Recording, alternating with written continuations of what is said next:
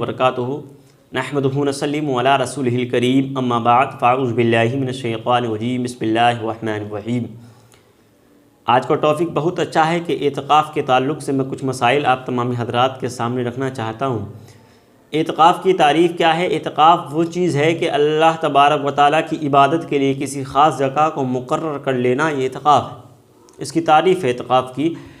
अब एतिकाफ़ का मामला क्या है? अल्लाह के रसूल सल्लल्लाहु अलैहि वसल्लम ने इरशाद फरमाया कि रमज़ान मुबारक के आखिरी अशरे में यानी आखिरी 10 दिनों में जो भी एतिकाफ़ करता है तो अल्लाह तबारक व तआला के हबीब इरशाद फरमाते हैं, हमारे नबी इरशाद फरमाते हैं कि अल्लाह तबारक व तआला उसको 1000 साल की इबादत का सवाब इनायत फरमाता है और कल क़यामत के दिन परवरदिगार आलम उसको अर्श के साए के नीचे जगह इनायत फरमाएगा। सुबहान अल्लाह, अर्श के साए के नीचे उसको जगह इनायत फरमाएगा। अब मसला ये है कि अगर किसी गांव में अगर 4 मस्जिदें हुआ करती हैं तो लोग कहते हैं कि अगर एक मस्जिद में हमने एतिकाफ़ कर लिया तो क्या एतिकाफ़ अदा हो जाएगा?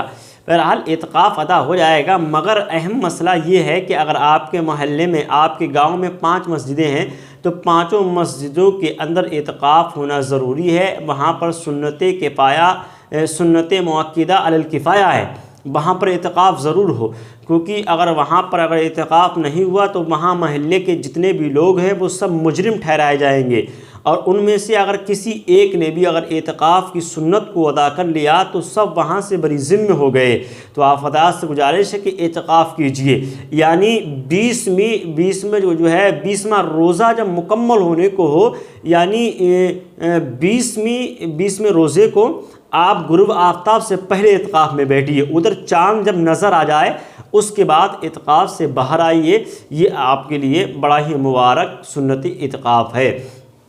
अब मामला क्या है? अब दूसरा मामला यहाँ पे ये भी है कि अगर कोई 20 में रमज़ान को गुरूब आफ्ताब के बाद अगर मस्जिद में दाखिल हुआ तब क्या उसका एतिकाफ़ माना जाएगा? नहीं, बल्कि अगर गुरूब आफ्ताब के बाद में अगर वो मस्जिद के अंदर दाखिल हुआ और नियत एतिकाफ़ की तब उसका सुन्नत मुअक्किदा अलल किफ़ाया जो का नाम है एतिकाफ़ है वो अदा नहीं हुआ, बल्कि उसका एतिकाफ़ निफली एतिकाफ़ माना जाएगा।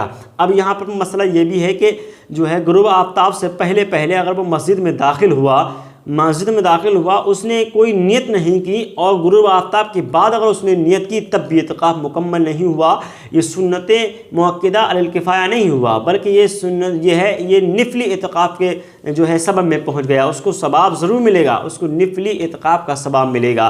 तो आप हज़रात से गुजारिश है कि आप भी एतिकाफ़ में बैठ जाइए, अपने मोहल्ले वालों को उनसे गुजारिश कीजिए कि वो मोहल्ले में से एक आध हज़रात जो है एतिकाफ़ में ज़रूर बैठें ताकि इस सुन्नत मुबारका को वो जो है अदा करें और जो है फैज़ान को हासिल करें, अल्लाह की इबादत करें। और एतिकाफ़ में जो है असल एतिकाफ़ जो है किस लिए किया जाता है? इसमें रिवायत में ये आता है कि एतिकाफ़ असल में इसलिए किया जाता है ताकि वो लैलतुल क़द्र को पा सकें और लोगों को बता सके कि लैलतुल क़द्र इस तारीख में है, यानी ये ताक रातों में आती है, जैसे 21 तारीख है, 23 है, 25 है, 27 है, ये ताक रातों में जो है आखिरी अशरे की ताक रातों में इसके लिए रिवायत में ज़िक्र है, मगर 27 का ज़िक्र बहुत ज़्यादा है, मगर इसमें तलाश करने की जो है हुक्म दिया गया है कि लैलतुल क़द्र को तलाश करो, ताक रातों में तलाश करो, ये ताक रातों में हुआ करती है।